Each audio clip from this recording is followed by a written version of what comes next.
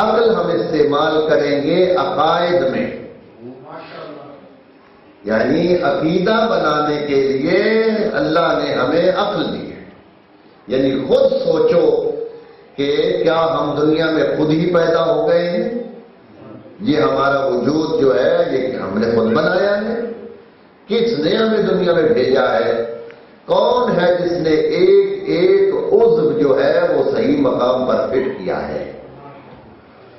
تو ظاہر ہے وہ دانا اور عظیم قدرت والا خدا ہے۔ یہ عقل کہے گی کہ مانو کہ کوئی ہے جس نے تمہیں پیدا کیا ہے۔ اب عقل کا یہ بھی فیصلہ ہوگا کہ جس نے تمہیں بنایا ہے وہ تم جیسا نہیں ہو سکتا۔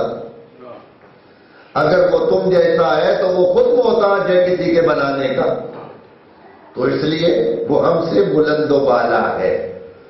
تو جب ہم سے وہ بلند ہے تو پھر ہماری اس تک پہنچ کیسے ہوگی؟ اب عقل بتائے گی کہ انبیاء کی ضرورت ہے، یعنی ایسے نمائندے چاہیے جو اس کی طرف سے آئیں اور ہماری ہدایت کریں۔ تو چنانچہ یہ بھی عقل کہے گی کہ ایک دن وہ مقرر بھی کرے کہ دنیا کے اندر جس نے ظلم کیے ہیں اس کو ان کا بدلہ مل سکے۔ بہت سارے ایسے لوگ ہیں جنہوں نے دنیا میں ظلم کیے ہیں اور دنیا میں ان کو بدلہ نہیں ملا۔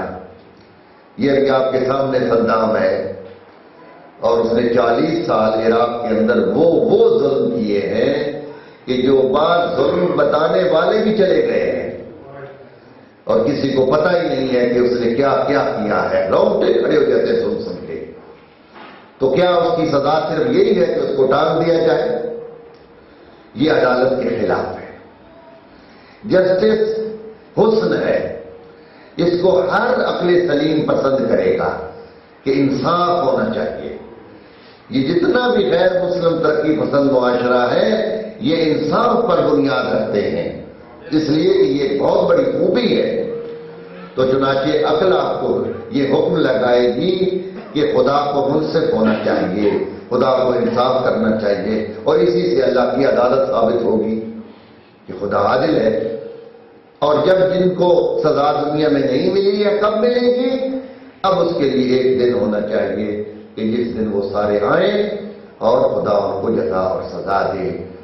جیسے غالب کا شعر ہے، نا کردہ گناہوں کی ملے حسرت کی مجھے داد، یا رب اگر ان کردہ گناہوں کی سزا ہے۔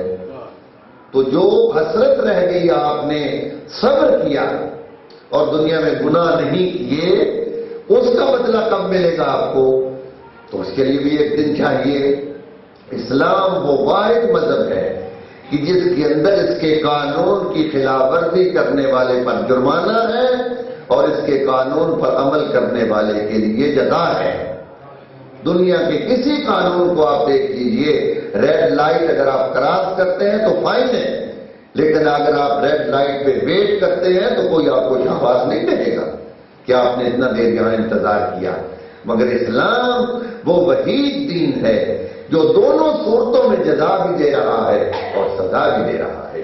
چنانچہ اس کے لیے بھی ایک دن ہونا چاہیے اور اسی کو قیامت کہتے ہیں۔ تو چنانچہ یہ ہے عقائد اسلامی جن کو عقل آپ کو کہے گا کہ آپ یہ مانیے، اور ان میں تکلیف بھی نہیں ہے۔ اس کے بعد اعمال ہیں۔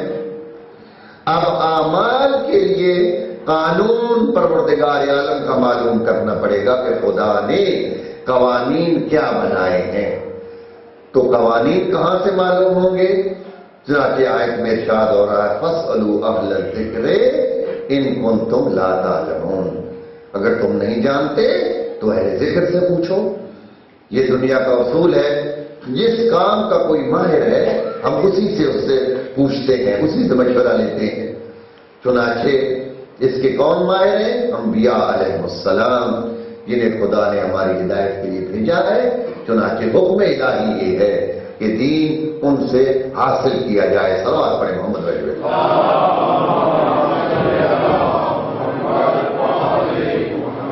پروردگار جہالت کو پسند نہیں کرتا۔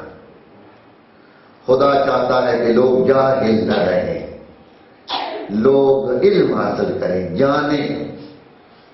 کائنات پر غور و فکر کریں، مختلف چیزوں پر غور کریں، اللہ کی قدرت کو پہچانیں.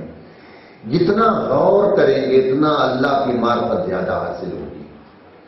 تو خدا جاہل رہنے کو بھی پسند نہیں کرتا، مگر اس سے زیادہ جو چیز خدا کو ناپسند ہے وہ یہ ہے کہ ہو جاہل اور اپنے آپ کو عالم سمجھے. یعنی خدا کہتا ہے کہ جاہل ہونا نہیں ٹھیک، مگر اگر جاہل ہو تو پھر اپنے آپ کو جاہلوں میں رکھو.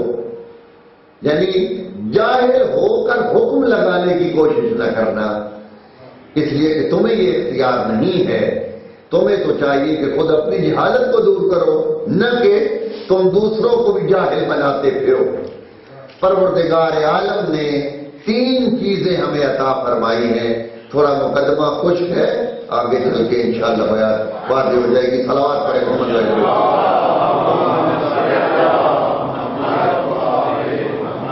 ایک ہے جان، ایک ہے مال اور ایک ہے اعمال. یہ 3 چیزیں جو ہماری ہیں یہ خدا کی نظر میں رہیں گی کہ جان جو ہم نے ان کو دی ہے، انہوں نے اس جان کو کیسے استعمال کیا ہے. مال جو ہم نے دیا اس کو کہاں استعمال کیا، بلکہ اس کے لیے یہ بھی ہوگا کہ یہ مال آیا کہاں سے ہے، یہ بھی دیکھا جائے گا. کیونکہ یہ بھی آزادی نہیں ہے کہ مال جدھر سے چاہو لے لو، اس کے لیے بھی قوانین مقرر ہیں اور استعمال کے لیے بھی قوانین مقرر ہیں. اس کے بعد ہے اعمال، کہ کرنا کیا ہے کیا نہیں کرنا یہ بھی دیکھنا پڑے گا. چنانچہ جہاں تک جان کا تعلق ہے تو خدا فرماتا ہے لا تلقوا بأیدیکم الی التہلکہ، اپنے آپ کو ہلاکت میں مت ڈالو. یہ جان تمہارے پاس ہماری امانت ہے، اس کی حفاظت کرو. وہ چیزیں جو تمہارے جان اور وجود کے لیے خطرے کا باعث ہیں وہ تم پر آٹومیٹیکلی خود بخود حرام ہو جائیں گے.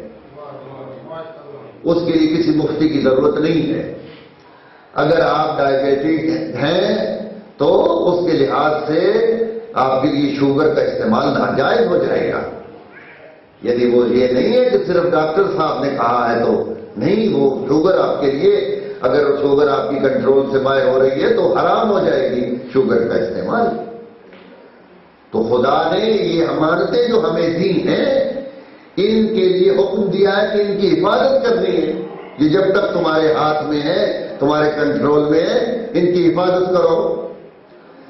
اور جان جو ہے وہ اللہ کی امانت ہے، مگر کبھی ایسا موقع بھی آ سکتا ہے کہ جب اللہ کو تمہاری جان کی ضرورت پڑ جائے تو پھر جان پیاری بھی نہیں کرنی. یعنی جب موقع آئے اور اسلام کو جان کی ضرورت ہو تو پھر یہ فلسفہ ذہن میں نہیں رکھنا کہ خدا نے کہا ہے اپنے آپ کو خطرے میں نہیں ڈالنا. وہاں جان قربان کرنا ہے، وہاں بچانا نہیں ہے. اور کسی جگہ پر جان بچانا پڑتا ہے تو یہ کون ہمیں بتائے گا؟ یہ ہمیں ہادیان برحق بتائیں گے کہ کہاں جان بچانا ہے اور کہاں جان لڑانا ہے. تو چنانچہ وہ مواقع کہ جن پر انہوں نے جان قربان کر دی وہ ہے قربان کرنے کے موقع، اور جہاں انہوں نے سلو کی ہے وہ ہے جان بچانے کے موقع. تو یہ جان ہے اللہ کی. چنانچہ یہ نہیں دیکھنا کہ جب ضرورت ہو تو پھر میں بچاتا پھروں. اگر پیغمبر کا بستر ہے اور رات کو حملے کا خطرہ ہے، اس موقع پر پیغمبر اگر کسی کا انتخاب فرمائیں کہ آج میرے بستر پر سو جاؤ، اور یہ پتا ہو کہ باہر ننگی تلواریں لے کر لوگ کھڑے ہیں، کسی وقت بھی حملہ ہو سکتا ہے، حضور نے کہا آج میرے بستر پر موت کا خطرہ ہے، سو جاؤ علی. تو اب علی کو پوچھنا کیا چاہیے تھا کہ اللہ کے حبیب جس بستر پر موت کا خطرہ ہے وہاں آپ خود تو بچ رہے ہیں اور مجھے سلا رہے ہیں، تو کیا میں نہیں مروں گا؟ تو علی نے یہ نہیں پوچھا، علی نے کیا پوچھا؟ اللہ کے حبیب اگر میں سو جاؤں آپ کی جان بچ جائے گی؟